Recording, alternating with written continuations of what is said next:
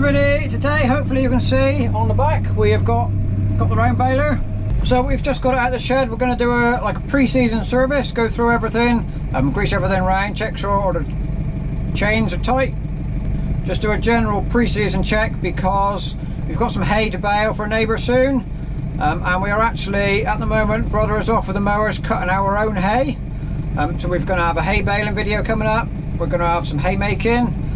Our own hay will more than likely be baled square bales by a contractor, so that'll be another video coming up. So it's all go. So today we're just going to service it in preparation for first baling job will be the neighbour's hay. Right, so this is a Claas Roland 250. You can see it is just a basic. I think they call it rotor feed. There is no knives in it. Just this rotor to transfer material from the pickup into the chamber. So it's basic, simple, no knives in it. I think we had this machine 2007, might have been 8, but I'm sure it's 2007. It's not done a great deal of bales. Since we started using the contractor a little bit for the square ones, just to make it more efficient for storage mostly. I mean, we do like the round bales, you know, in a catchy time. Last summer, if you saw, we baled some wheat straw and it rained the same day. You know, we wouldn't have got a square baler in, but by keeping our own round baler, it helps us be flexible and beat the weather on occasion. So that's the reason for running our own baler, but occasionally getting some square baling done as well. So first thing we'll do, we'll just lift the panels up, have a look round, just check for anything majorly wrong, and then just do a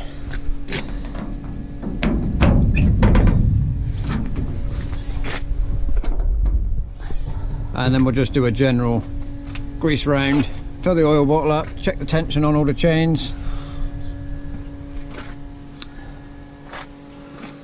check the tension, that's good. Belt, that is, oh, in the sun, that is the belt that feeds in the net wrap. There's a clutch here, electric clutch, that runs to engage. We'll check all that through.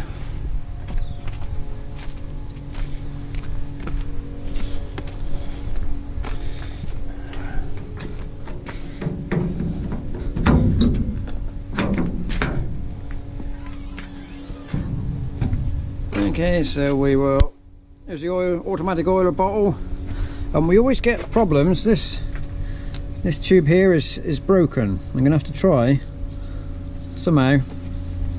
Every year we try and bodge it back together, but it never works. Yeah, so what you can see in there, look, we've blocked off. There's a bit of silver foil in there, blocking that one off to stop all the oil squirting out. And we usually just manually oil this chain. I wouldn't mind getting that working again. We'll see how we go.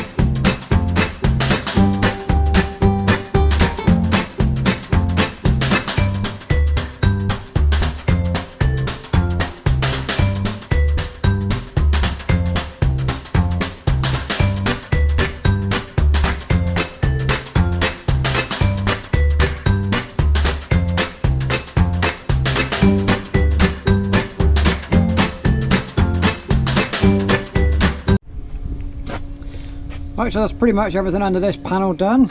I haven't filled the bottle up yet, I'll do that later on. What you just see me do, we just greased all the points on the tensioners. There's not a great deal of grease nipples under here, because all the roller bearings, they're all sealed. So we've rubbed off the old dusty oil off the chains, put some fresh on. You'll notice we never wash this baler. We don't never wash underneath these panels. We don't ever wash any of it actually. We'd much rather leave last year's oil, dusty, oily, greasy, dust on there, oily greasy dust on there. That protects, not only does it protect the paintwork, it keeps the chains slightly moist. You saw me just rub it all off, you know, like all this crusty stuff. Just get that off and put some fresh on, and then, because the last thing we want to do is get water into our bearings and make them, you know, that's what makes them fail. So I'm not sure if the camera saw this little end of the pickup. It might have been a bit just out of the end of it, but this is just the same again. This is just a chain. Drive comes in here, there's a shear bolt in it. This one is the centering auger, so that runs the auger that pushes material into the chamber, and then comes on down, does the pickup. Inside, just in the back there, you can just see there's bearings rolling around in the cam track. That's what operates, you know, changes the angle of the pickup tines. We do change these bearings every couple of years. They are a wearing item. It's a bit of a fiddle to do, but it's not that difficult. We did them last year, so I'm not going to do them this year. But they do.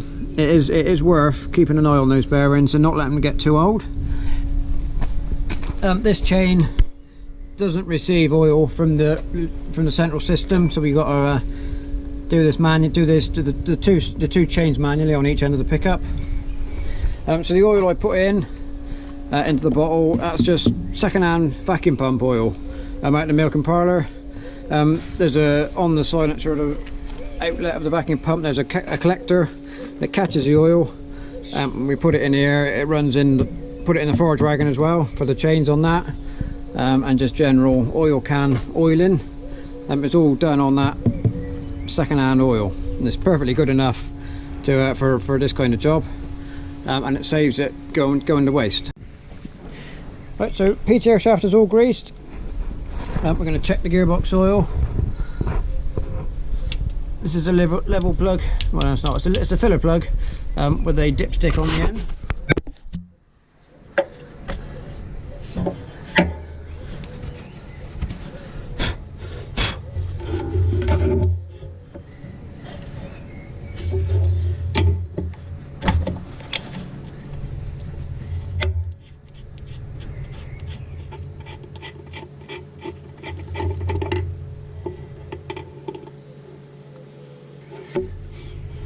You can just see the little groove. So yeah, that's level's good.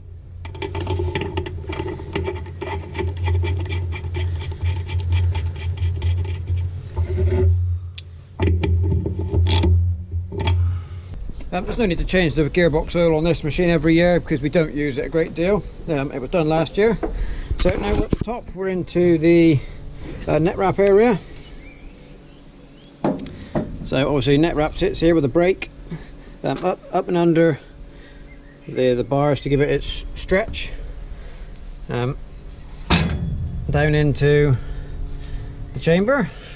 As you can see, we've got a load coiled up on the end there, so that ain't no good. I'm gonna have to take that off. I'll be careful with it because this is a rubber covered roller that grabs the net to push it in. We don't want to be cutting that.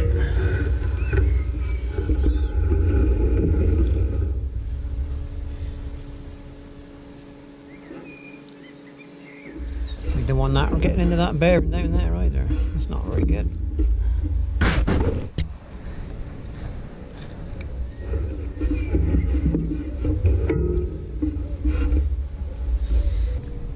Right, so not sure if it's showing up, but I've cleaned the older bits of cleaned the bits of net wrap out from both of these axles. And while we're up here, we're just explaining a little bit about the net wrap system. So this is the belt we looked at earlier on under the panel. So that gets engaged. So that gets engaged when we put the wrapping into gear. It drives through this belt, drives the rubber roller, which grips the net between itself and this plain steel one over the back. And as it turns, you can see this linkage. I think this brackety linkagey thing here is gradually rising up by a series of gears on the other end. Once that gets to the top, it will trip the knife. So this part here is the knife, and as that spins, you can see that's working its way up.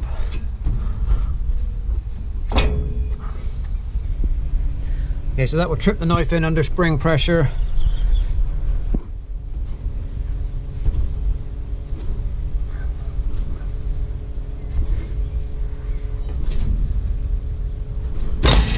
There he goes. Okay, so that will now cut the net off, and then obviously the end just pulls into the chamber, leaving the cut end between these two rollers. And then as the door opens to spit the bale out, it then resets the knife, ready for the next time.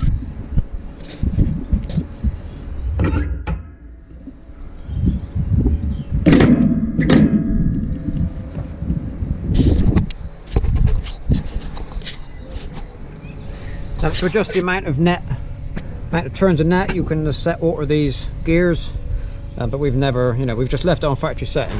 That's and this here tells you, kind of how you can adjust it to put different amounts of turns on the belt. Up in the lid, there's a sticker to show you the routing, up and under of the net. This here, just put a loop in the end to feed it into the chamber. So we'll do that now. We'll rethread it now. So quite often for the first balers, quite often for the start of the season, you've got to run the net wrap without the brake on it. So because everything's just a little bit rusty, and this is rusty. The trough, the actual roll is running in is a little bit rusty. So till that all shines up, it doesn't never go very well. But once you've got a shine on there, it works fine. So we just put the knot in. So the knot gives the bale something to grab hold of to pull it in. Pull it in. Okay, doing that, tensions. Tensions are a steel roller and a rubber roller to avoid the grip. Put the brake on for now. Need to come off before we start baling. Right, so next job, we're going to just check the control box, make sure when I press the button. So normally in baling, when you're baling, it reaches its pressure, the box will beep, and then after preset time the net feeds in on its own. But what you can do, you can press this button to delay it a little bit. So you're near the end of the swath, you want a little bit more in, but you've got to be careful, otherwise if you overload it you will knock the clutch out.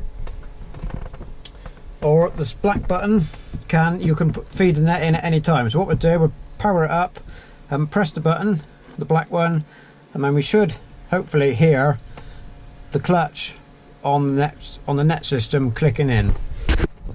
Right, so we're plugged in down there. Oh, we've got life up in the box. So if I press this button,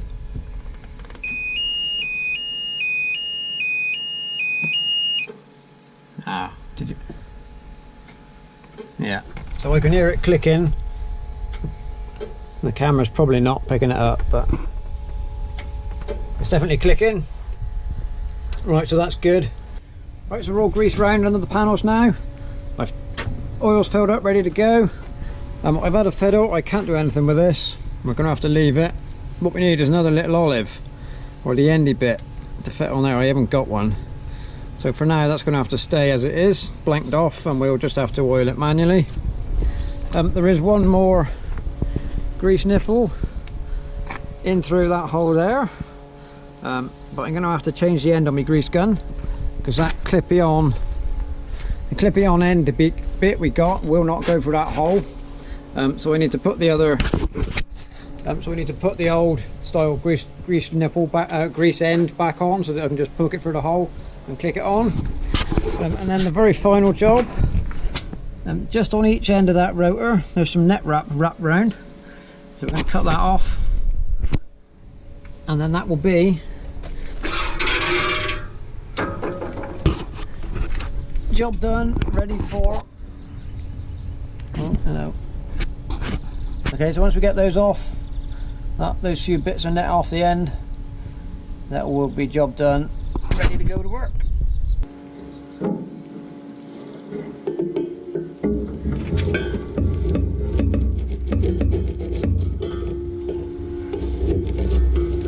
So you quite often get these, if you get a loose bale and you have to rebale it, quite often a bit of net gets tangled around.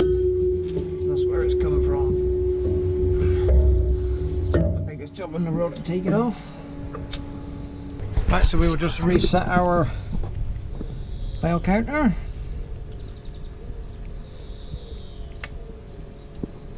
And that is it, job done. And so hopefully next video will be some baling of some hay for the neighbour. You know, if things go well. It should do. We've got no rain coming, which is a bit of a disaster because it is very dry, but we are getting on with the hay.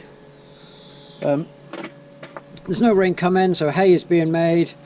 We desperately need some rain, but there's none coming, so we're just making use of it and getting the hay done while we can. So I will just say thank you very much for watching. If you haven't subscribed already, please do, you know, press the old subscribe button down there. Other than that, I'll say thank you very much for watching, and we'll see you next time.